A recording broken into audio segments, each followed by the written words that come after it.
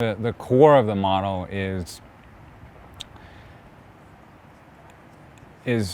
recognizing and honoring that these kids that end up in treatment are not bad or wrong or broken in any way, shape, or form, and they're actually the biggest, brightest spirits that exist. They just don't fit in the box that we've created for kids these days, and therefore they're grasping at anything to try and get out and feel something, and eventually feel an escape of a painful reality that has come to them. And some of that is by no choice of their own. Some of them are born into very traumatic, dysfunctional families.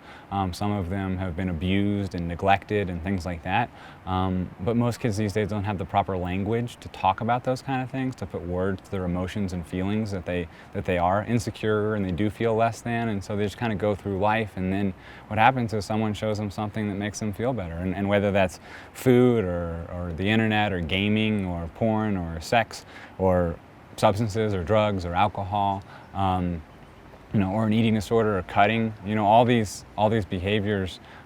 we tell our kids are not bad or wrong. They're actually justified because they do have some sort of hurt, and they're just trying to numb or escape that pain in one way, shape, or form, and then they're introduced to a way to do that. And all those behaviors absolutely work, as we know. Anybody that participates in anything like that at all,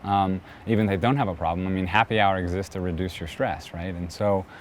these behaviors work, but ultimately in excess they become self-destructive, right? And so, but what we do is at the core of our philosophy is honoring the true spirit of who these kids are, and they're not bad or wrong, but going back and figuring out the reason why they're reaching outside of themselves in order to change their reality, healing those underlying issues and insecurities and traumas, and giving them a base, a foundation on which they can build self-esteem and self-worth, and then introducing them to multiple different positive coping skills and coping mechanisms. And so we use, on a daily basis, we do yoga 5 days a week, we do martial arts 3 days a week, we have horses and we do equine assisted psychotherapy, we do art therapy, music therapy, dancing, in addition to a lot of the traditional psychotherapeutic practices like cognitive behavioral therapy, dialectical behavioral therapy. And then we come from a